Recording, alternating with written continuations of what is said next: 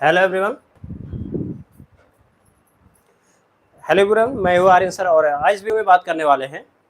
यानी वह कह सकते हैं कि अगर हमने बात किया था पिछले वीडियो में मोलर कंडक्टिविटी, इक्विवेलेंट कंडक्टेंस है ना, और उसके बाद कंडक्टिविटी, स्पेसिफिक कंडक्टिविटी जिसको बोलते हैं, वो सब हमने देखा था। उससे रिलेटेड हमने न्यूमेरिकल्स भी कर लिए थे। तो आज हमें देखना है कोलरास लॉ। ठीक है, अगर हम उसमें से पहले देखेंगे कि अगर हम क्या करते हैं, कंसंट्रेशन को अगर हम चेंज करते हैं तो उसका जो कंडक्टिविटी है, यानी फैक्टर्स अफेक्टिंग ऑफ कंडक्टिविटी, ठीक है, उसको हम देखेंगे और उससे रिलेटेड हम क्या करेंगे, क्वेश्चंस को हम सॉल्व करने की कोशिश करेंगे। तो अगर ये लेक्चर आपको समझ में आएगा तो उसको लाइक कर देंगे, सब्सक्राइब कर देंगे, शेयर कर देंगे। अगर आप जुड़ चुके हैं तो ज़्यादा से ज़्यादा इस सेशन को आप शेयर करिए, ठीक है, इस लेक्चर को शेयर करिए ताकि जो है ज़्यादा से ज़्यादा यह टॉपिक है वो लोगों तक पहुँचे। ठीक है,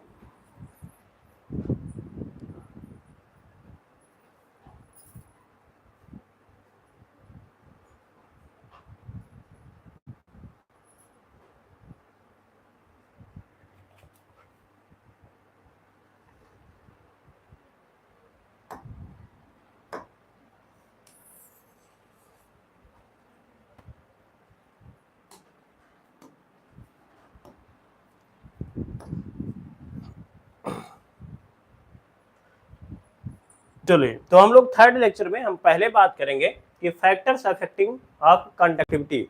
तो कंडक्टिविटी के को इफेक्ट करने वाले कौन कौन से जो है फैक्टर्स हैं उसके बारे में हम लोग क्या करेंगे, समझने की कोशिश करेंगे।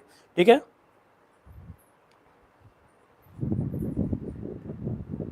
चलिए तो यहाँ पर क्या कह रहा है, फर्स्ट जो है अगर देखा जाए तो यहाँ पर कह रहा है फैक्टर्स अफेक्टिंग ऑफ कंडक्टिविटी। तो हम कह सकते हैं conductivity of electrolytes can be affected by the following factors. ठीक है, तो फर्स्ट अगर देखा जाए कह रहा है inter ionic attraction.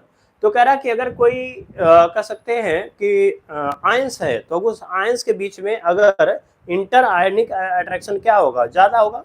For example अगर हम बात करते हैं कि हमारे पास क्या है, हमारे पास ये सॉल्यूशन है, क्या है भाई, यहाँ पर हमारे पास सॉल्यूशन है जिसमें हमारे पास क्या है, Na+ है और क्या है, Cl- है। क्लियर है बात? अच्छा, अब इसमें अगर देखा जाए तो अगर ये कैटायन है और ये एनायन है, यानी प्लस है और ये माइनस है, अगर ये बहुत पास होंगे तो अगर बहुत पास होंगे तो उस केस में क्या हो जाएगा,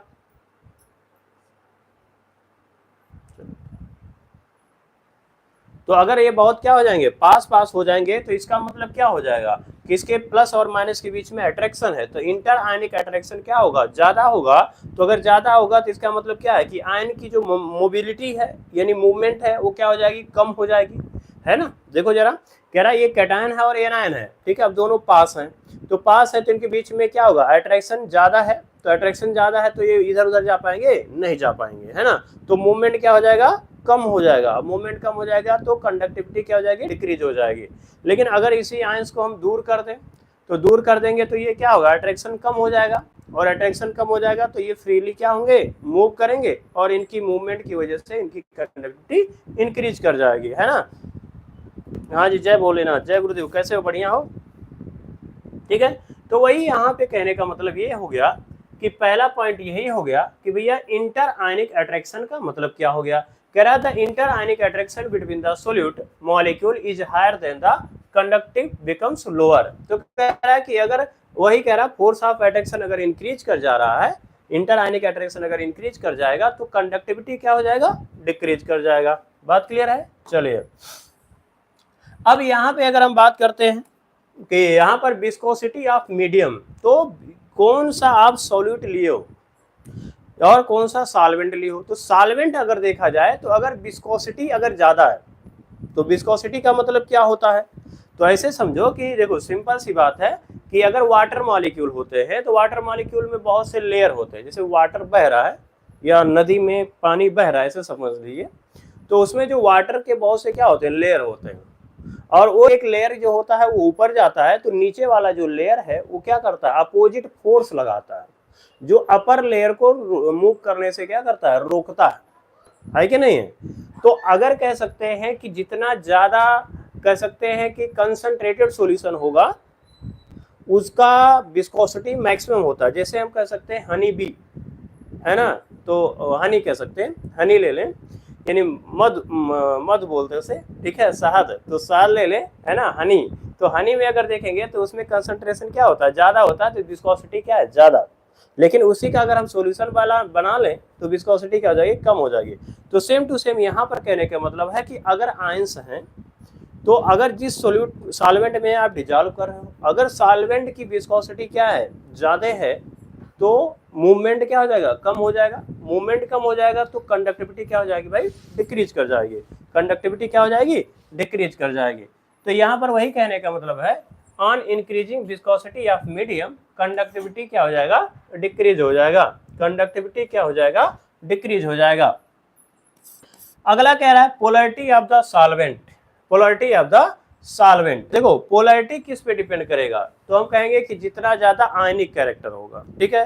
तो अगर जानते हो कि अगर कोई हम साल्ट को डिजॉल्व कर रहे हैं या इलेक्ट्रोलाइट को डिजॉल्व कर रहे हैं, तो उसमें अगर आयनिक कैरेक्टर ज्यादा है तो वाटर में जल्दी डिजॉल्व होगा या सॉल्वेंट में जल्दी डिजॉल्व होगा। अगर जल्दी डिजॉल्व होगा तो नंबर ऑफ आयंस ज्यादा निकलेंगे, और नंबर ऑफ आयंस अगर इंक्रीज हो रहा है तो कंडक्टिविटी इंक्रीज करेगा। बात क्लियर है। तो वही काम यहाँ भी है, if solvent is mole polar, तो पोलर अगर ज्यादा होगा then its ionisation and the conducting will be the greater. तो कह रहा है अगर हम पोलर मॉलिक्यूल लेते हैं, जैसे हमारे पास क्या है, तो अगर हमारे पास क्या है, कोई ऐसा कह सकते हैं सॉल्यूशन है, जैसे मान लो हमारे पास कार्बन टेट्राक्लोराइड है, तो कार्बन टेट्राक्लोराइड कैसा होता है, वो तो नॉन पोलर होता है, ठीक है। अगर उसको हम क्या करते हैं, उसमें कार्बन टेट्राक्लोराइड में अगर हम साल्ट ऐड करें, NaCl डालें, तो वो जल्दी आयोनाइज नहीं होगा। लेकिन उसी को अगर हम क्या करते हैं, NaCl को अगर हम वाटर में डाल देते हैं, तो वाटर जानते हो पोलर हो जाता है, तो उसमें नंबर ऑफ आयंस मतलब डिसोसिएट हो जाएगा, और डिसोसिएट हो जाएगा तो आयंस निकल जाएंगे। तो सिंपल सी बात वही है कि सॉल्वेंट के पास अगर पोलैरिटी ज्यादा है तो उसका जो कंडक्टिविटी क्या हो जाएगी, वो मैक्सिमम हो जाएगी। क्लियर है बात। चलिए अब इफेक्ट ऑफ कंसंट्रेशन, ये वाला पॉइंट्स आपको ध्यान में रखना है, ठीक है, ये पॉइंट्स आपको याद रखना है, ठीक है, मैक्सिमम यहीं से आते हैं। तो कह रहा है इफेक्ट ऑफ कंसंट्रेशन ऑन, पहला वगैरह स्पेसिफिक कंडक्टिविटी। तो कह रहा है अगर हम क्या कर सकते हैं, देखो जरा एकदम सिंपल सी बात है कि जैसे हमारे पास क्या है, स्पेसिफिक कंडक्टिविटी है, तो स्पेसिफिक कंडक्टिविटी मतलब क्या था, कंडक्टेंस या conductance of 1 centimetre cube of the solution of the electrolyte. कह रहा है हमारे पास क्या है, 1 सेंटीमीटर क्यूब, कितना है भाई, 1 सेंटीमीटर क्यूब, आर कह सकते हैं 1 ml। 1 centimetre cube equal to कितना होता है भाई, 1 ml होता है ना। तो अगर 1 ml हमने इलेक्ट्रोलाइटिक सॉल्यूशन लिया है, इलेक्ट्रोलाइटिक सॉल्यूशन लिया है, क्लियर है, इलेक्ट्रोलाइटिक क्या लियो भाई, सॉल्यूशन लिए हो, ठीक है। तो इसकी जो कंडक्टिविटी है उसी को हम बोलेंगे क्या, स्पेसिफिक कंडक्टिविटी कहेंगे। क्लियर है बात। और इसमें कितने का भाई, 1 ml का, कितने का, 1 ml का। अब इसमें सपोज कर लेते हैं कि हमारे पास कितने आयन हैं, 100 आयंस हैं। वो किसके हैं मुझे नहीं मालूम, बस ये समझो कि हमारे पास भाई 100 आयंस हैं, ठीक। अच्छा अब कह रहा है कि अगर हम डाइल्यूट कर रहे हैं या कंसंट्रेशन, डाइल्यूट करोगे तो कंसंट्रेशन डिक्रीज कर जाएगा। तो डाइल्यूट अगर मान लीजिए कर लिए कि हमने 1 ml और ऐड कर दिया, 1 ml हमने और ऐड कर दिया, तो ये सॉल्यूशन कितने का हो गया, 2 ml का हो गया। अब इससे ये पूछा जाए कि बताओ भैया स्पेसिफिक कंडक्टिविटी कितनी होगी, तो भाई 1 ही ना ml का बताओगे, तो इसमें से 1 ml निकाल लोगे। तो 1 ml जब इसमें से निकालोगे तब ना स्पेसिफिक कंडक्टिविटी बताओगे कि भैया कितनी है, 1 सेंटीमीटर क्यूब बोलो या 1 ml बोलो। तो अगर देखो ये पहले कितना था, 1 ml में 100 आयंस थे, आपने वाटर मिला दिया तो 2 ml हो गया। तो ये जो आयंस है वो कहाँ चले जाएंगे, ऊपर भी तो चले जाएंगे, तो मिल जाएगा। तो इसका मतलब 50 ऊपर चले गए, 50 नीचे रह गए। तो इसमें आयंस कितने हो गए, 50 हो गए कि नहीं हो गए। तो इसका मतलब जब आप डाइल्यूट करोगे तो उस टाइम पे पर ml या पर सेंटीमीटर क्यूब जो आयंस हैं वो तो कम हो जाएंगे। तो अगर वो कम हो जाएंगे तो इसका मतलब है स्पेसिफिक कंडक्टिविटी जो है वो डिक्रीज हो जाएगी। स्पेसिफिक कंडक्टिविटी क्या हो जाएगी, वो डिक्रीज हो जाएगी। तो वही यहाँ दिया हुआ है, ठीक है, बात क्लियर है, आपको समझ में आ गया होगा। चलिए तो यहाँ पर बात वही कह रहा है कि स्पेसिफिक कंडक्टेंस डिक्रीजेज विथ ठीक है, इंक्रीज इन डाइल्यूशन, यानी जितना ज्यादा आप डाइल्यूट करते जाओगे नंबर ऑफ आयंस, ठीक है, because number of ions decreases, ठीक है, इन पर सेंटीमीटर क्यूब सॉल्यूशन। तो पर सेंटीमीटर क्यूब जो सॉल्यूशन है उसमें नंबर ऑफ आयंस डिक्रीज हो जाएंगे, जिसकी वजह से स्पेसिफिक कंडक्टिविटी क्या हो जाएगी, यानी कप्पा की वैल्यू जो होगी वो डिक्रीज कर जाएगी। ये बात क्लियर हुई। चलिए दूसरा यहाँ पे कह रहा भैया मोलर, अगर मान लो वो तो स्पेसिफिक था, चलो ठीक है हमको समझ में आ गया क्योंकि हमें 1 ही ml का निकालना था।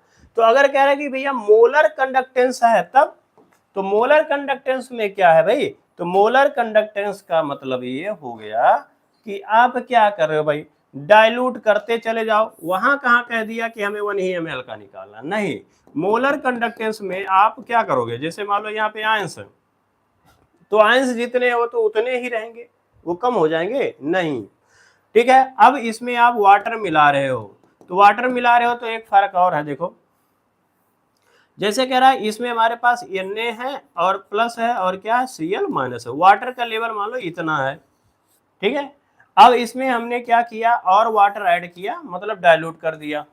अब वाटर जो है यहां तक आ गया, तो इसका मतलब जो है Na प्लस और Cl माइनस अब दूर दूर घूम सकते हैं, दूर दूर चले जाएंगे, तो इनके बीच में अट्रैक्शन क्या हो जाएगा, जिसको हमने वही कहा था इंटर आयनिक अट्रैक्शन, क्या हो जाएगा, कम हो जाएगा। तो अगर इंटर आयनिक अट्रैक्शन जब कम हो जाएगा तो इसका मतलब क्या हो जाएगा, ये इजीली मूव कर पाएंगे, और इजीली मूव करेंगे तो इनकी कंडक्टिविटी क्या हो जाएगी, ज्यादा हो जाएगी। एक तो ये तरीका है।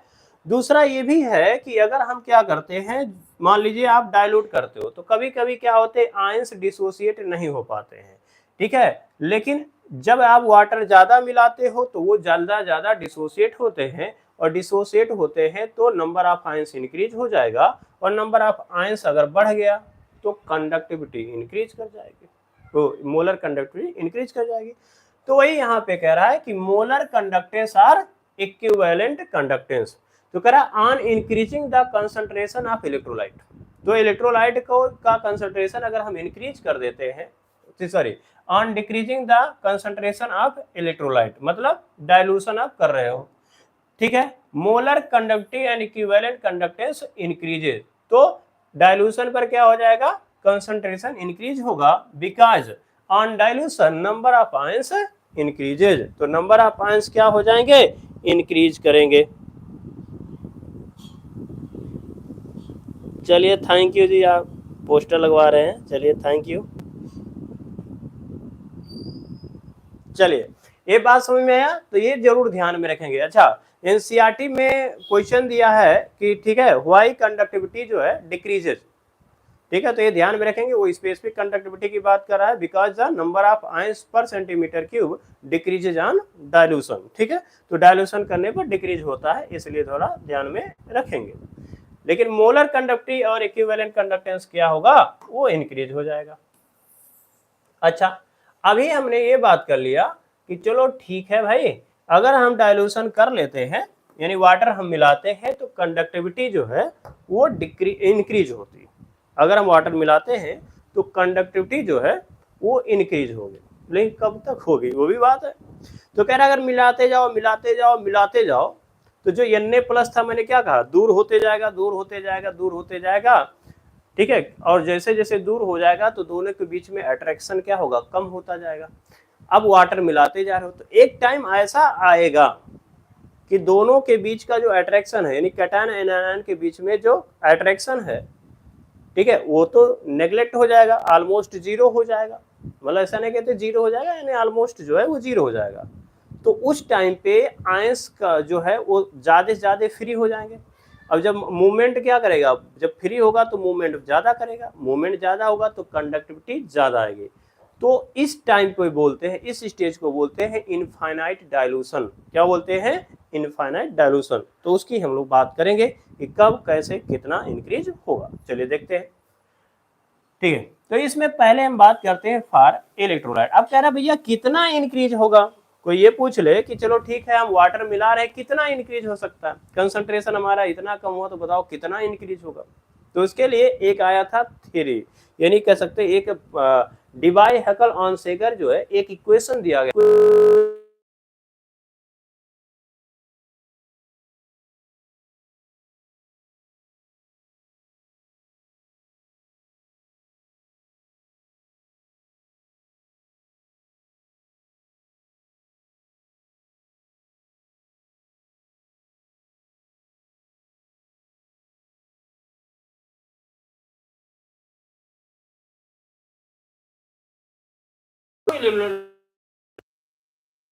पर क्या होता है, वो आयोनाइज हो जाता है। ठीक है, it is found to vary with concentration according to the Debye Hückel Onsager equation. तो ये जो है वो कुछ चेंज होता है, यानी इसके कंडक्टिविटी में कुछ चेंजिंग आती है। वो किसके अकॉर्डिंग आती है, तो कह रहे हैं कि ये डिवाई-हकल-आंसेगर इक्वेशन बोलेगा। तो ध्यान में रखेंगे, डिवाई-हकल-आंसेगर इक्वेशन किसके लिए काम करेगा, फॉर स्ट्रॉन्ग इलेक्ट्रोलाइट, ये ध्यान में आपको रखना है। अब इनका इक्वेशन क्या है, तो देखो लैम्डा एम। अब देखो इस यहाँ से क्वेश्चन बहुत ज़्यादा आए हैं। अभी मैं आपको प्रीवियस ईयर क्वेश्चन पेपर दिखाऊंगा, सॉल्व करेंगे तो आपको खुद समझ में आ जाएगा कि हमें क्या तैयार करके जाना चाहिए। ठीक है, चलिए, तो lambda M equal to lambda naught M minus A root C, clear है।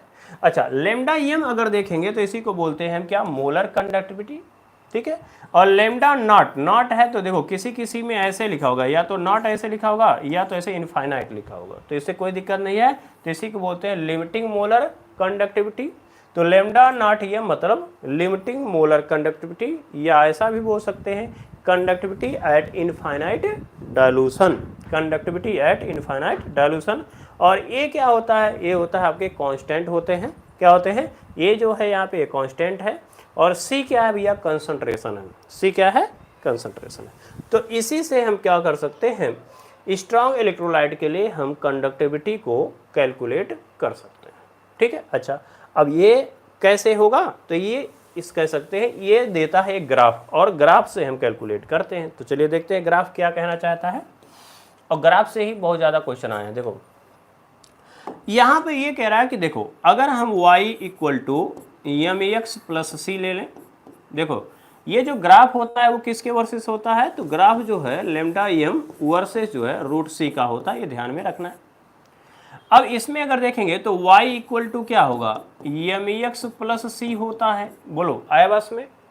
अच्छा, अब इसको इस इक्वेशन, जो ये इक्वेशन है, इसको इसके अकॉर्डिंग सेटअप करना पड़ेगा। तो देखो कैसे करेंगे, देखो तो लैम्डा एम है तो ऐसे लिख लिए, और लैम्डा नॉट ए इसको हमने पहले लिख लिया minus A root C, minus ए हो गया रूट सी। ठीक है, उसके बाद यहाँ पर क्या था, लैम्डा नॉट एम था, इसको हमने ऐसे कर लिया। अब इसको लिखो y इक्वल टू क्या हो जाएगा, एम एक्स प्लस क्या हो गया, सी हो गया। तो y एक्सिस पर क्या आ जाएगा, लैम्डा एम आ जाएगा। ठीक है, और उसके बाद अगर c देखेंगे तो c क्या है, इंटरसेप्ट है, तो कह सकते हैं ऑन y एक्सिस पर क्या आ जाएगा, लैम्डा एम आ जाएगा। क्या आ जाएगा, लैम्डा एम आ जाएगा। चलिए, और x एक्सिस पर क्या आ जाएगा, रूट सी आ जाएगा। तो x एक्सिस लिख सकते हैं क्या हो जाएगा, रूट सी होगा। और एम का वैल्यू क्या हो जाएगा, जिसको हम स्लोप बोलते हैं, यानी स्लोप। तो स्लोप जो है आपका एम होता है, और एम किसके इक्वल होता है, जो कांस्टेंट होता है। तो कांस्टेंट कौन है भैया, माइनस ए है। बात समझ में आया, देखो यहाँ पर क्या है, कांस्टेंट है ना, तो इसका मतलब स्लोप जो होता है वो कांस्टेंट होता है। अब उसको हम विथ साइन लिखते हैं, तो देखो माइनस ए है तो हमने माइनस ए लिख दिया, मतलब निगेटिव स्लोप मिलेगा। स्लोप कैसा मिलेगा भाई, निगेटिव स्लोप मिलेगा। और ये क्या बताता है, सी, तो सी बोलता है इंटरसेप्ट। तो सी इक्वल टू क्या भैया, इंटरसेप्ट होता है। क्लियर है, इतना तो हमें ग्राफ से मिल गया। किससे मिल गया, चलो हमें ग्राफ से मिल गया, कोई दिक्कत नहीं है। ठीक है, चलो अब इस वैल्यू को हम यहाँ पे पुट करना चाहते हैं। तो देखो जरा, देखो तो हमने क्या किया, y एक्सिस पर लैम्डा एम कर दिया, देखो, और x एक्सिस पर हमने रूट सी कर दिया। ठीक है, अब ये कह रहा है कि ये जो स्लोप है वो निगेटिव आएगा। स्लोप कैसा आएगा, निगेटिव। निगेटिव मतलब क्या यार, धस जाते हो का, ऐसे जाएगा, नीचे जाएगा, है ना। कहते हैं निगेटिव मतलब डिक्रीज हो रहा है, ऐसे खड़े हो मतलब ऊंचाई से ऐसे बढ़े, अब डिक्रीजिंग आर्डर में जाना मतलब नीचे चलेगा। तो यहाँ पर ये कह सकते हैं ऐसे भाई खड़े हो y एक्सिस पर, अगर ये ऐसे डिक्रीज हो गया तो हम ये कहेंगे कि ये जो स्लोप है वो निगेटिव है। कैसा है भाई, ये निगेटिव स्लोप है। कैसा स्लोप है भाई, निगेटिव स्लोप है। क्लियर है, अच्छा तो इसका कहने का मतलब ये है कि कहने का मतलब देखो, इधर आप जा रहे हो तो रूट सी आ रहा है, तो रूट सी है, तो आप जैसे जैसे इधर जाओगे तो कंसंट्रेशन बढ़ेगा, कंसंट्रेशन बढ़ेगा। इधर आओगे तो डिक्रीज होगा। क्लियर है? देखो अब हुआ क्या कि जैसे जैसे आप डाइल्यूट कर रहे हो तो कंसंट्रेशन डिक्रीज हो रहा, मतलब इस तरफ जा रहे हैं, तो मोलर लेमडा एम की वैल्यू क्या होगा, कहा गया कि जैसे जैसे आप डाइल्यूट करोगे तो कंसंट्रेशन कम होगा, तो मतलब हम लाइन इस तरफ शिफ्ट करेंगे, तो लेमडा एम क्या होगा, तो हमने पढ़ा मोलर कंडक्टिविटी इंक्रीज होगा, तो इसलिए जो ग्राफ है वो कैसा हो जाएगा, ऐसे हो जाएगा, देखो ऐसे हो जाएगा। अच्छा अब कह जाए रुक जाओ भाई, क्या हुआ, तो ये कहोगे कि अच्छा अब यहाँ पे लेके आ गया तो भैया अगर इसमें ऐसे ले जाके सटा दिए तो कंसंट्रेशन जीरो हो जाएगा। अब कंसंट्रेशन कभी जीरो होगा, कहेंगे नहीं होगा। तब अगर कंसंट्रेशन जीरो कर दिए तो नंबर आयंस कहाँ चले जाएंगे, गायब हो जाएंगे, तो गायब हो जाएंगे। तो इसका मतलब क्या है कि अब इसका कंसंट्रेशन हम यानी डाइल्यूट बहुत ज़्यादा नहीं कर सकते। कह रहा एक लिमिट ऐसा आएगा कि कैटायन एंड आयन का एनायन का कह सकते हैं कैटायन एंड एनायन का जो इंटरेक्शन है वो नेग्लिजिबल हो जाएगा, तो उस टाइम पे मोलर कंडक्टिविटी सबसे हाईएस्ट हो जाएगी। ठीक है, तो उसको कैसे फाइंड आउट करोगे, तो देखो कह रहे भैया यहीं तक पहुँचे, आगे नहीं पहुँच रहे तब, तो कह रहे भैया इसमें ऐसा करो ना, इसमें जो है एक सीढ़ी लगा दो। क्या लगा दो, सीढ़ी लगा दो यहाँ पे। तो यहाँ पर हम सीढ़ी लगा दें मतलब एक्स्ट्राप्लोटेशन कर दें। ठीक है, तो यहाँ पर इसका मतलब क्या है, ये एक्स्ट्राप्लोटेशन कर देंगे यानी पीछे से बढ़ा देंगे तो कहीं ना कहीं जाके मिल जाएगा, और जहाँ पे जाके मिलेगा उसी पॉइंट को हम कहेंगे लेमडा नॉट एम, यानी molar conductivity eight infinite dilution.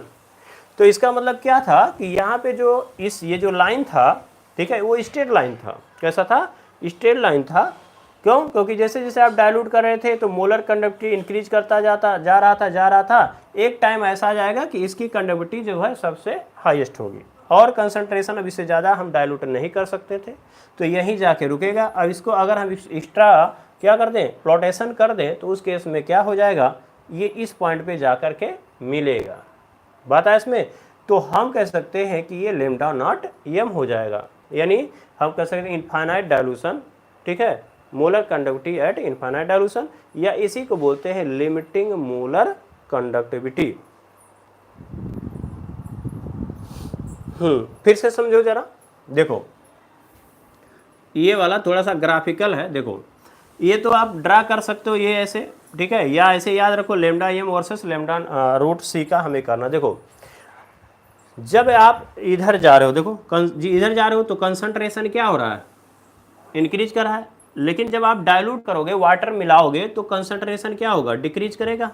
तो कंसंट्रेशन अगर डिक्रीज करा तो लाइन किस तरफ जाएगी, इस तरफ पीछे जाएंगे। तो देखो मैंने ये पीछे बढ़ा रहा है, तो अगर आप डाइल्यूट करते जाओगे तो आयंस दूर होते जाएंगे, तो इंटर आयनिक अट्रैक्शन कम होता जाएगा। अट्रैक्शन कम होगा तो कंडक्टिविटी इंक्रीज करेगी। ये बात क्लियर है, इतना सही है। अच्छा अब इसको ऐसे बढ़ाते जा रहे हो, कंडक्टिविटी इंक्रीज करता हुआ चला जा रहा है। ठीक है, अच्छा अब यहाँ पर जो है इस लाइन पे हम नहीं मिला पा रहे। देखो इस लाइन पे मिला पाओगे नहीं, क्यों, क्योंकि कंसंट्रेशन जो है वो कभी भी जीरो नहीं हो सकती है नहीं, क्योंकि इलेक्ट्रोलाइट कहाँ जाएगा, वो तो रहेगा। तो कह रहा तब, तो कह रहा ये कंसंट्रेशन 10 to 0 मतलब जीरो के लगभग, यानी इतना डाइल्यूट कर दिए कि लगभग जीरो है। तो इसका मतलब क्या है कि कहीं ना कहीं जा करके इसका जो कंडक्टिविटी है वो तो रुक जाएगा।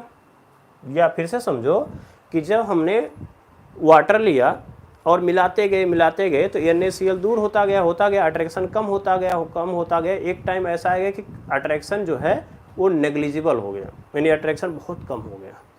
तो उस टाइम पे कंडक्टिविटी जो भी आएगी वही आएगी, उससे ज़्यादा चेंज नहीं होगा।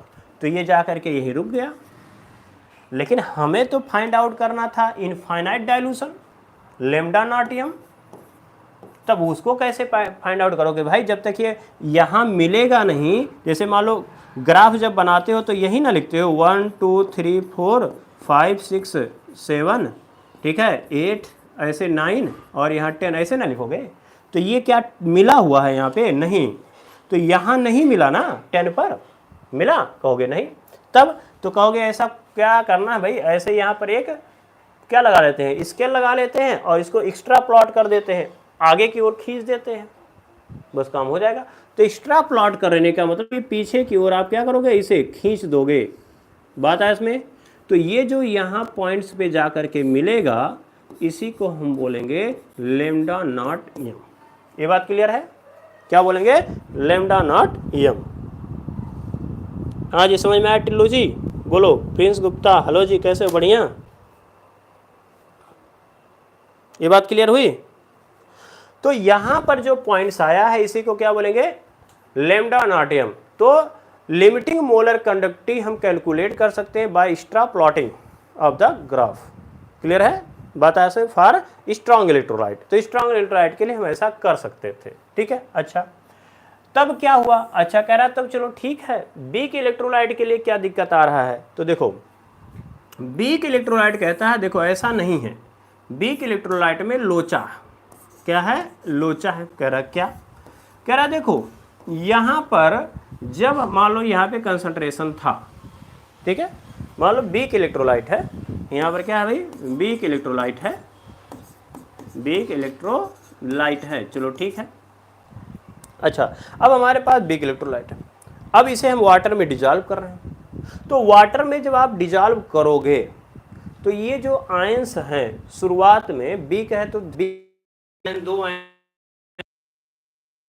तो थोड़ा सा कंडक्टिविटी बढ़ जाएगा, फिर दूसरा आयन निकलेगा, थोड़ा सा कंडक्टिविटी बढ़ेगा, ऐसे बढ़ेगा बढ़ेगा बढ़ेगा। अचानक से कोई लो, जब कंसंट्रेशन बहुत कम हो जाता है तो एक टाइम ऐसा आता है कि अचानक से 100 मॉलिक्यूल हो गए, 100 आयंस जो है वो निकल गए। समझ में आ रहा? पहले क्या हो रहा था? पहले आयंस एक निकला तो थोड़ा बढ़ा, फिर डाइल्यूट किए, फिर दूसरा आयन निकला, फिर तीसरा आयन निकला, ऐसे नंबर ऑफ आयंस धीरे धीरे एक एक बढ़ रहे थे। अब एक टाइम ऐसा आया कि जैसे ही आपने वाटर मिलाया अचानक से भरभरा करके निकल गए। जैसे क्या करते हैं, मकई है ना, तो उसको जब आप क्या करते हो, भूनते हो, तो पहले 1 फूटता है, फिर 2 फूटता है, फिर 3 फूट, ऐसे निकलते हैं। बस अचानक से जो होता है भड़भड़ा के सब निकलने लगते हैं ना।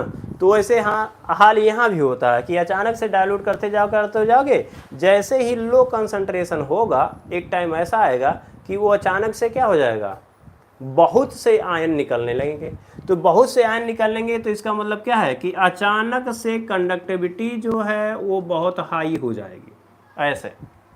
अब इसके हाई हो गया तो इसका मतलब क्या है कि लेमडा एम और लेमडा नॉट एम जो निकालने जा रहे थे उसका जो लाइन है वो तो पैरेलल आ गया, सीधा आ गया।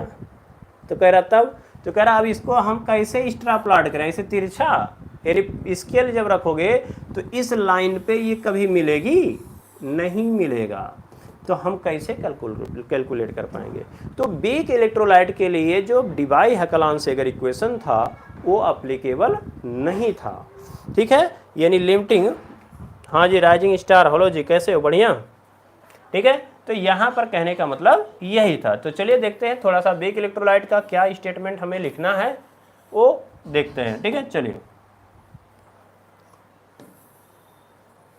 तो यहाँ पर दूसरा पॉइंट है, कह रहा फॉर वीक इलेक्ट्रोलाइट, तो कह रहा weak electrolyte have lower degree of dissociation. तो कह रहा है डिग्री ऑफ डिसोसिएशन कम है, मतलब कम आयंस निकलते हैं, कम आयोनाइज होता है एट हायर कंसंट्रेशन। ठीक है, एंड हेंस सच इलेक्ट्रोलाइट्स, ठीक है, the change in lambda M with dilution is due to the increase in the degree of dissociation and consequently the number of ions increases. तो कह रहा है ठीक है, अगर हम इसे क्या करते हैं, वीक इलेक्ट्रोलाइट को हम डाइल्यूट करते हैं तो उसका लेमडा एम की वैल्यू जो होती है वो इंक्रीज करती है। लेमडा एम की वैल्यू क्या होगी, वो इंक्रीज करती है। ठीक है, वो धीरे धीरे करती है। तो कह रहा the lambda naught M value of weak electrolyte increases steeply with dilution at a low concentration. तो कह रहा अचानक से क्या होता है, जैसे ही लो कंसंट्रेशन होता है अचानक से लेमडा नॉट एम की वैल्यू बहुत हाई हो जाती है, तो उसका लाइन जो होता है वो पैरेलल हो जाता है। तो वही कह रहा है, in this region the graph of weak electrolyte in a plot of lambda M against red become parallel हो जाता है to the Y axis. So the limiting molar conductivity of a weak electrolyte cannot be determined by the extrapolation. ठीक है, extra जो है पोलेशन के through जो है हम कैलकुलेट नहीं कर पाएंगे। क्लियर है? तो इसको स्क्रीनशॉट ले सकते हो, ये स्टेटमेंट बहुत ही इंपॉर्टेंट है। ठीक है। अब वही हमने कहा इसको ग्राफ में कि भाई देखो पहले क्या हो रहा था, एक बढ़ा तो थोड़ा बढ़ गया कंडक्टिविटी, थोड़ा और बढ़ाओगे थोड़ा थोड़ा थोड़ा थोड़ा बढ़ेगा, अचानक आएगा कि अचानक से भैया 100 मॉलिक्यूल आयंस जो है निकल जाएंगे, तब इसका लाइंस कैसा हो जाएगा, पैरेलल हो जाएगा। तो ये कैसा हो जाएगा, वीक हो जाएगा। कैसा हो जाएगा, वीक हो जाएगा। कैसा हो जाएगा, वीक हो जाएगा। यानी ये वीक इलेक्ट्रोलाइट के लिए ऐसा है, आपको ध्यान में रखना। किसके लिए है भाई, वीक इलेक्ट्रोलाइट के लिए होगा। अच्छा, अब इसमें क्वेश्चन कैसे आ सकते हैं, देखो क्वेश्चन समझो। जैसे ऐसे ग्राफ दे दिया और ये वीक मैंने लिखा है, छोड़ो इसको, ऐसे दे देगा ग्राफ और एक कुछ ग्राफ ऐसे दे देगा ऐसे। अब यहाँ पर इस ग्राफ के लिए ए बोल देगा, ए बोलेगा बी, तो बोलेगा कि ए इक्वल टू क्या होगा, तो स्ट्रांग इलेक्ट्रोलाइट बोल दिया गया, जैसे मान लीजिए NaCl, और बी दे दिया आपका क्या, कोई दे दिया जैसे मान लो आपका एसिटिक एसिड हो गया, एसिटिक एसिड हो गया, है ना। तो आपको ये ग्राफ पे हम क्या रख सकते हैं, इसको देखा जाता है। तो ये वाला जो लाइन होगा वो किसके लिए होगा भाई, NaCl के लिए। क्यों, क्योंकि ये सीधा लाइन गया है, तो इसको हम क्या कर सकते हैं, एक्स्ट्रा प्लॉटिंग के थ्रू हम क्या कर सकते हैं, कैलकुलेट कर सकते हैं, लेकिन इसको नहीं कर सकते। तो ये वीक है और ये स्ट्रांग है, ठीक है। तो इसका मतलब यहाँ पर ये आएगा CH3COOH यानी वीक इलेक्ट्रोलाइट, और ये जो होगा ये किसके लिए है, स्ट्रांग इलेक्ट्रोलाइट के लिए है। ये थोड़ा ध्यान में रखेंगे ये ग्राफ, ठीक है।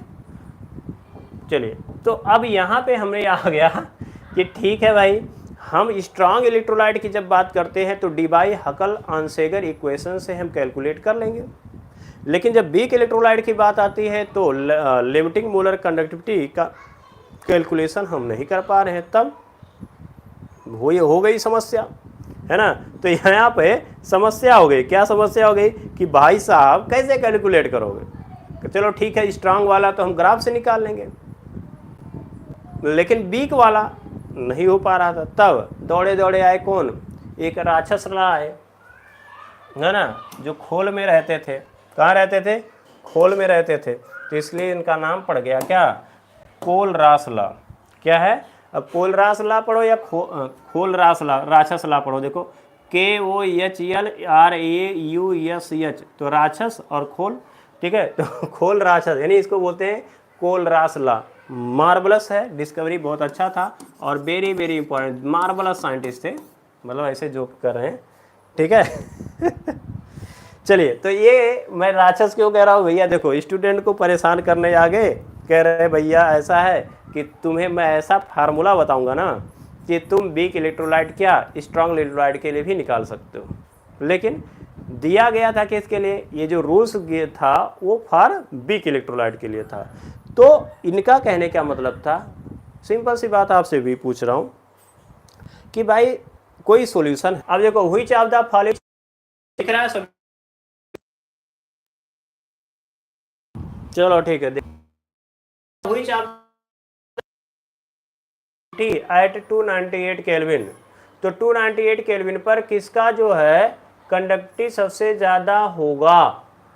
तो इसमें हमें पता है कि भैया देखो यहाँ दिया HCl एसिटिक एसिड, तो स्ट्रांग इलेक्ट्रोलाइट जो है उसका कंडक्टिविटी तो हमें पता है ज़्यादा होता है कि नहीं है, वो तो हमें पता है।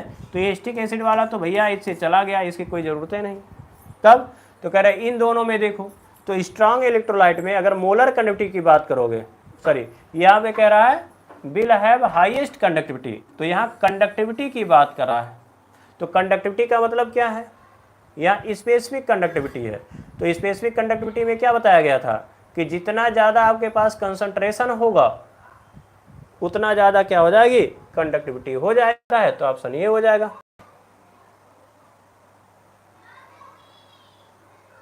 ठीक है। अच्छा, यहाँ मोलर दिया है तो मोलर कंडक्टिविटी की बात कर रहा है, कितना मोलर कंडक्टिविटी। तो डाइल्यूशन अगर है तो देखो 0.1 है ना, 0.0 है, तो 0.01 अगर है तो इसका मतलब क्या होगा, इसका सबसे ज़्यादा होगा। तो ऑप्शन जो होगा वो आपका फर्स्ट हो जाएगा, ठीक है, फिफ्थ का। चलिए अगला देख लेते हैं। कह रहा है which of the following solution के Cl will have the highest value of molar conductivity. तो मोलर कंडक्टिविटी किसकी सबसे ज़्यादा हो जाएगी, बताओ ज़्यादा। मोलर कंडक्टिविटी जो है वो किसकी हाईएस्ट हो जाएगी, मोलर कंडक्टिविटी जो है वो किसकी हाईएस्ट हो जाएगी, बताओ ज़रा। तो हमें पता है कि अगर यहाँ पर क्या है, केवल Kc दिया है, ठीक है, तो जितना ज़्यादा डाइल्यूशन उतना ज़्यादा कंडक्टिविटी। तो देखो यहाँ पर 0.01 दिया है, तो इसका मतलब ये सबसे ज़्यादा हो जाएगा, तो 6 का फर्स्ट हो जाएगा, ठीक है, 6 का भी क्या हो जाएगा, फर्स्ट हो जाएगा, ठीक है। चलिए अब 7 की बात कर लेते हैं। 7th में क्या करा है, Kohlrausch law gave the following relationship for strong electrolyte. तो स्ट्रॉन्ग इलेक्ट्रोलाइट के लिए Kohlrausch law gave the following relationship for strong electrolyte. तो यहाँ पर कह रहा है which of the following equality hold true. तो कह रहा है लेमडा एम जो है, जो लेमडा नॉट एम, यानी लेमडा एम जो है वो इनफाइनाइट डाइल्यूशन हो जाएगा, यानी लिमिटिंग मोलर कंडक्टिव हो जाएगी कब, कह रहा है जब सी जो है वो रूट ए के इक्वल हो जाए, टेंड करे, तो ऐसा तो था नहीं क्यों, ठीक है। तो lambda M lambda naught M के इक्वल तब हो सकता है जब यहाँ पे कह रहा है सी टेंड टू 0, कह रहा ना, यहाँ पे कह रहा लेमडा एम क्या है, lambda naught as C tend to infinite. तो क्या बताया गया था, इनफाइनाइट डाइल्यूशन जब करेगा, क्या करेगा, इनफाइनाइट डाइल्यूशन जब करेगा तो क्या हो जाएगा, लेमडा एम किस में चेंज हो जाएगा, लेमडा नॉट एम में। क्लियर है नहीं है, मैंने क्या बताया था कि आप उसे डाइल्यूट करते जाते हो करते जाते हो करते जाते हो तो ये इनफाइनाइट तक जाते हो, कहाँ तक जाते हो, इनफाइनाइट तक जाते हो, ठीक है। तो ऑप्शन क्या हो जाएगा आपका, सी जो होगा इसका राइट ऑप्शन हो जाएगा।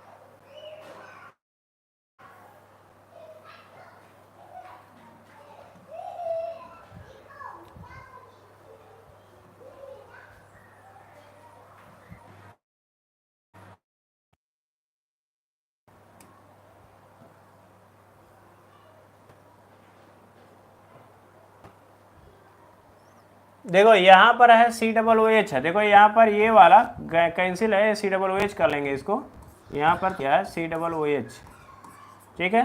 कह रहा है कि the molar conductivity of CH3COOH eight infinite dilution is इतना दिया है, तो इसका मतलब क्या है, तो यहाँ पर हमें इसका मतलब क्या हो गया कि यहाँ दिया हुआ है लेमडा नॉट एम, है ना, लेमडा नॉट एम दिया है किसका, CH3COOH का दिया हुआ है वैल्यू कितना, 390 दिया है, तो क्या दिया, 397 सेंटीमीटर स्क्वायर, ठीक है, ये हो गया। उसके बाद कह रहा है using the graph and given the information the molar conductivity of CH3COOH will be will be. तो कह रहा है ये इंफॉर्मेशन ले लो और हमें ये बता दो कि COO की वैल्यू क्या हो जाएगी। क्लियर है, यानी लेमडा नॉट एम और CH3COO का वैल्यू हमें बताना है। क्लियर है, तो हेल्प से बताना, इस ग्राफ के हेल्प से। तो देखो यहाँ पर दिया है, अगर इस ग्राफ को देख रहे हो तो ये कहाँ मिला है, ये CL वाला 425 पे मिला है, कहाँ पे मिला है, 425 पे मिल रहा है। तो यहाँ पर हम लिख सकते हैं, मतलब गिवन है lambda naught M HCl given है, ठीक है, और उसके बाद क्या दिया है, उसके बाद अगर देखोगे तो KCl दिया, देखो 175 है और यहाँ पर 25 है, तो इसको हम कितना कंसीडर कर लें, तो यहाँ 75 है, 25 50 का अंतर है, तो यहाँ पर आधा हो जाएगा तो 25 हो जाएगा, तो 125 में 25 ऐड कर दोगे 50 हो जाएगा। तो ये CL के वैल्यू जो है वो आपका 425 है और लेमडा नॉट एम KCl की जो वैल्यू है वो कितना है, तो दिया है 150 है। कितना भाई, 150 दिया है। क्लियर है, आए बात में। चलिए चलिए अब ये कैसे हम कैलकुलेट कर सकते हैं, तो थोड़ा देखो, इसमें हमें क्या पूछ रहा है, CH3COO। तो देखो जरा, CH3COO कहाँ मिलेगा, तो कहोगे यहाँ मिलेगा इसमें, तो CH3COO माइनस यहाँ मिलेगा। तो इसका मतलब क्या, और K कहाँ मिलेगा, तो हम ये कह सकते हैं, ये इक्वेशन मान लो फर्स्ट है, ये इक्वेशन मान लो सेकंड है, और ये इक्वेशन आपका थर्ड है। क्लियर है। तो देखो CH3COO कहाँ मिलेगा, CH3COO चाहिए ना, तो कह रहा है कहाँ मिलेगा, यहाँ मिलेगा, यानी 390 है। ठीक है, तो हमने ऐसे लिखा इसको कि lambda naught M CH3COO equal to क्या हो जाएगा, देखो कह रहा है ये मिला यहाँ पे, चलो ठीक है, हमने लिख लिया लेमडा नॉट, ठीक है, एम, और उसके बाद हमने लिख लिया CH3COOH। चलो ठीक है, ठीक है इतना। अच्छा, अब इसके बाद हमको चाहिए के, तो के कहाँ मिलेगा भाई, तो के तो मिल रहा है थर्ड में, तो इसका मतलब हमने ऐड कर लिया क्या, लेमडा नॉट एम के और सीएल को हमने पूरा ऐड कर लिया। चलो ठीक है, अब इसमें अगर आप देखोगे तो क्या चाहिए था हमें, देखो CH3COO चाहिए था, देखो CH3COO है, और के चाहिए था, तो के यहाँ से मिल गया। तो इसमें अगर देखोगे तो H ज़्यादा है और Cl भी ना ज़्यादा है, ये Cl की हमें ज़रूरत ही नहीं थी जो कि ज़्यादा है। तो क्या करोगे, यहाँ देखो ये Cl है, तो ये Cl जो ज़्यादा था उसको माइनस कर दो, तो लेमडा नॉट एम हो जाएगा, और ये Cl माइनस कर दो। अब वैल्यू कितना आ जाएगा, तो देखो CH3COO का कितना आ गया, 390 था, KCl का 150 था, और माइनस कर दोगे 425, तो कितना आ जाएगा, तो हो जाएगा 0।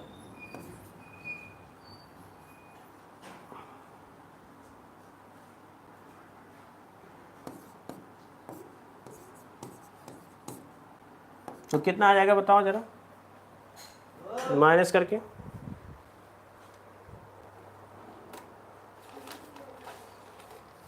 तो माइनस कर लो, इसमें 540 है और 425 है, तो 75 ये हो जाएगा, और प्लस 25 40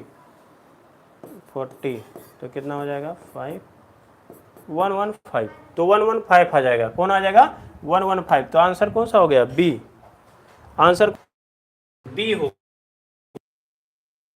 करना है। आया समझ में ये वाला, बोलो, ये थोड़ा सा आपको सोचना पड़ेगा कि भाई ये कहाँ कहाँ से मिल सकता है, तो जहाँ से मिलेगा उन दोनों को ऐड कर लेंगे, और जो ज़्यादा हो रहा है उसको माइनस कर लेंगे, तो आपका आंसर आ जाएगा, जो कि आपका 115 सेंटीमीटर स्क्वायर मोल इनवर्स है, तो ये आपका आंसर हो जाएगा। ठीक है, चलिए अगला देख लेते हैं भाई। अगला है एसर्शन रीजन। ठीक है, एसर्शन रीजन देखो 23 में क्वेश्चन आया हुआ था। ठीक है, चलो देखते हैं क्या है। अब देखो एसर्शन रीजन में क्या दिया, पहले स्टेट ए समझ लो कि बोथ ए एंड आर, यानी assertion and reason are correct, and R is the correct explanation of A, यानी ऑप्शन ए हो गया। बी ऑप्शन के लिए हम क्या यूज करने वाले हैं, बोथ ए एंड आर, यानी assertion and reason both are correct, but R is not the correct explanation of A. ठीक है, ये भी है। और सी के लिए हम यूज करेंगे A is correct but R is incorrect, और डी के लिए यूज करेंगे A is correct and R is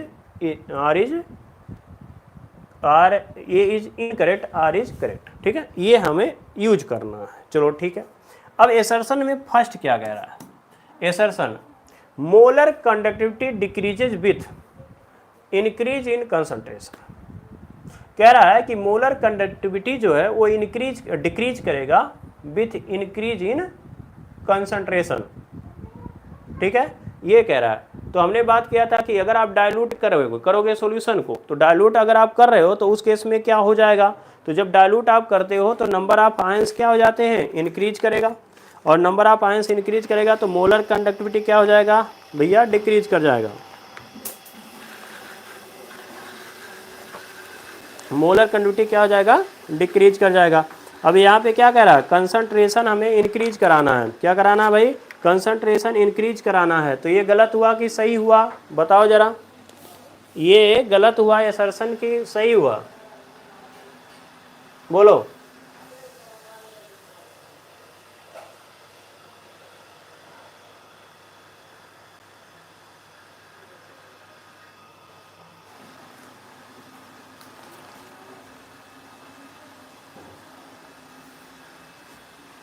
ठीक है, तो ये असर्शन है और यहाँ पे इंक्रीज हुआ। अब उसके बाद देखो molar conductivity decreases with increase in concentration. अगर हम देखें, देखो लेमडा एम है ना, देखो जरा लेमडा एम की अगर हम बात करें तो क्या था भाई, कप्पा बाई एम था कि नहीं था। अगर इसका मतलब है कि कंसंट्रेशन मोलरिटी आप इंक्रीज करोगे तो लेमडा एम क्या हो जाएगा, डिक्रीज कर जाएगा, है कि नहीं है। तो इसका मतलब ये असर्शन तो सही है, चलो ठीक है। रीजन की बात कर लेते हैं। When concentration approach zero the molar conductivity is known as limiting molar conductivity. हाँ ये भी सही है।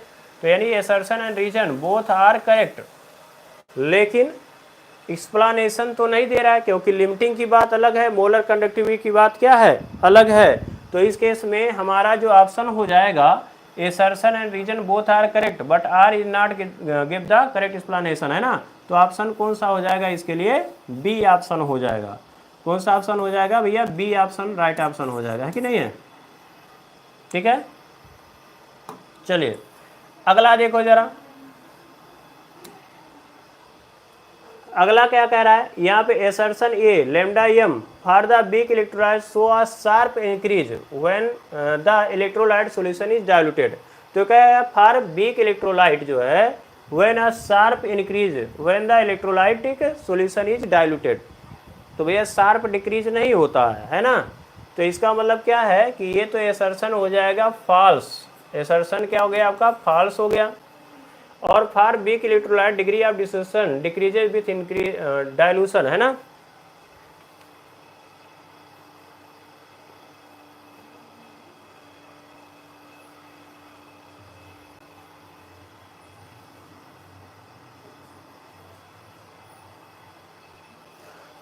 For weak electrolyte lambda M for weak electrolyte so ये शार्प इंक्रीज, अच्छा इंक्रीज है ना, हाँ ठीक है, ये तो सही है, असर्शन जो है वो तो सही है, ठीक है। When the electrolyte solution is diluted, ठीक है। For weak electrolyte degree of dissociation decrease, ये तो गलत है।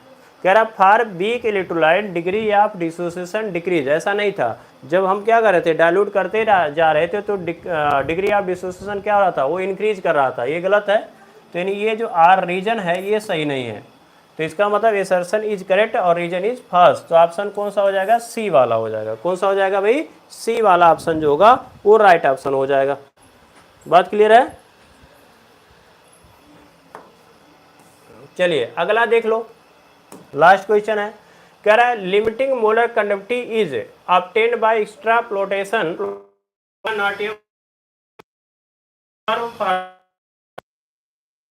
मोलर कंडक्टिविटी, है ना। लिमिटिंग मोलर कंडक्टिविटी की बात कर रहा है, ठीक है। लिमिटिंग मोलर कंडक्टिविटी की बात यहाँ पे कर रहा है। Limiting molar conductivity is obtained by extrapolation of the lambda M versus root C curve for strong electrolyte. हाँ ये तो सही है, असर्शन तो ये सही है, ठीक है। रीजन कह रहा lambda M for weak electrolyte is obtained by using Kohlrausch law. B भी सही, आर भी सही है, रीजन भी सही है, लेकिन करेक्ट एक्सप्लेनेशन है इस, मतलब क्या हो जाएगा, इसका आंसर जो है आपका बी हो जाएगा। क्लियर है बात। अच्छा एक चीज है, एक मिनट यहाँ पे गड़बड़ है। देखो यहाँ लेमडा नॉट एम वर्सेस दिया है, lambda naught m versus root c है, नहीं। हम लोग जब निकाल रहे थे तो हमने बात किया था लेमडा एम वर्सेस रूट सी था, है कि नहीं है। तो यहाँ लेमडा नॉट एम, देखो छोटा सा गलती की वजह से गलत हो जाता आंसर, ठीक है। तो लेमडा नॉट एम जो हम लोग ग्राफ निकाल रहे थे तो हम लोग क्या करते थे, यहाँ पर लिखते थे लेमडा एम और यहाँ था रूट सी। तो ऑप्शन जो हो जाता है आपका ये गलत हो गया, असर्शन रॉन्ग है और ये वाला सही है। तो ये तो हो गया आपका फॉल्स और ये वाला राइट है, ट्रू है। तो इसका मतलब हो जाएगा ऑप्शन इसका डी। कौन सा हो जाएगा, डी शायद है, देखो जरा। ये इज करेक्ट नहीं, एज करेक्ट, हाँ डी ऑप्शन हो जाएगा इसके लिए। इसके लिए क्या हो गया आपका, डी हो गया। उसके बाद असर्शन ए वाला देखो जरा, कह रहा है conductivity of an electrolyte increases with increase in decrease in concentration. Conductivity of an electrolyte increases with decrease in concentration, ऐसा तो नहीं था। डाइल्यूशन जब इंक्रीज कर रहे थे तो कंडक्टिविटी डिक्रीज हो रहा था, ये तो गलत हो गया, ठीक है, ये तो गया। और रीजन में क्या रहा, number of ions unit per unit volume decreases with on dilution, conductivity of an electrolyte increases. अब कंडक्टिविटी यहाँ देखो in decrease in the concentration, तो कंसंट्रेशन अगर डिक्रीज कर रहे हो तो मतलब डाइल्यूट करोगे तो नंबर ऑफ आयंस इलेक्ट्रोलाइट्स क्या होंगे, इंक्रीज हो जाएंगे। हाँ, ये असर्शन सही है, लेकिन रीजन में क्या करा, number of ions per unit volume, ये तो डिक्रीज कर रहा है तो गलत कर दिया। तो इसका मतलब क्या हो जाएगा, असर्शन जो राइट है, रीजन रॉन्ग है, तो सी ऑप्शन जो होगा वो आपका राइट ऑप्शन हो जाएगा। सी ऑप्शन क्या हो जाएगा, आपका राइट ऑप्शन हो जाएगा।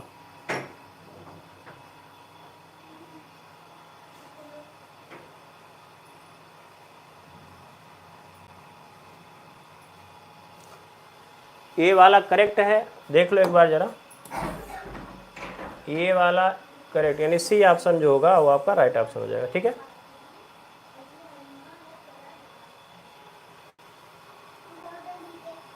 एक मिनट, यहाँ पे है कंडक्टिविटी, कंडक्टिविटी है मतलब स्पेसिफिक कंडक्टिविटी है ना, तो स्पेसिफिक कंडक्टिविटी में अगर बात करें तो ये तो डिक्रीज हो रहा है तो सही है, लेकिन number of ions per unit volume decreases on dilution, तो इसका मतलब ये सही है, करेक्ट है, ये इनकरेक्ट है। तो करेक्ट और इनकरेक्ट, ये करेक्ट है और ये इनकरेक्ट है। तो देखो ज़रा, असर्शन करेक्ट है, तो रुक जाओ, conductivity of ion increases decrease, नहीं ये गलत। कंडक्टिविटी, स्पेसिफिक कंडक्टिविटी क्या होता है, डाइल्यूशन जब इंक्रीज करते हो तो वो डिक्रीज कर जाता है, यानी ये गलत है। और number of ions per unit volume ये डिक्रीज कर रहा है, हाँ ये सही है, इसके लिए कर सही है, ठीक है। इसमें थोड़ा सा डाइल्यूशन जब इंक्रीज करते हो तो पर यूनिट वॉल्यूम दिया है ना, हाँ पर यूनिट वॉल्यूम डिक्रीज कर, ये तो सही है। तो यानी ये इनकरेक्ट है और ये करेक्ट है, तो इसका मतलब क्या होगा आपका, शायद डी ऑप्शन होगा। हाँ, ये ऑप्शन आपका हो जाएगा डी, तो इसका भी आंसर आएगा डी। तो इस तरीके से हम क्वेश्चंस को क्या कर सकते हैं, सॉल्व कर सकते हैं, ठीक है। कोई डाउट है किसी को, आए बस में। देखो जरा, इसमें थोड़ा सा यहाँ स्पेसिफिक कंडक्टिविटी है, तो स्पेसिफिक कंडक्टिविटी आप क्या कर रहे हो, जब आप डाइल्यूशन इंक्रीज करोगे, डाइल्यूशन क्या करोगे, इंक्रीज करोगे, तो इसका मतलब क्या, कंसंट्रेशन डिक्रीज करेगा, तो कंडक्टिविटी क्या हो जाएगा, डिक्रीज करेगा। और यहाँ दिया हुआ इंक्रीज, जो कि आपका गलत है। दूसरा कह रहा है number of ions per unit volume, अब देखो पर यूनिट वॉल्यूम कह रहा है, नंबर ऑफ आयंस डिक्रीज हो रहा है, तो इसका मतलब क्या हो गया कि ये तो गलत हो रहा है ना, पर सही है, number of ions per unit volume decrease on dilution, तो ठीक है, पर सेंटीमीटर क्यूब आयंस क्या हो रहा था, वो कम हो रहा था, इसीलिए तो डिक्रीज कर रहा था, तो इसका मतलब ये तो सही है, लेकिन ये वाला गलत था, तो ऑप्शन डी हो जाएगा, ठीक है। चलिए, तो इसी तरीके का क्वेश्चन देखने के लिए कल मिलते हैं कल, तब तक के लिए जय हिंद, गुड नाइट।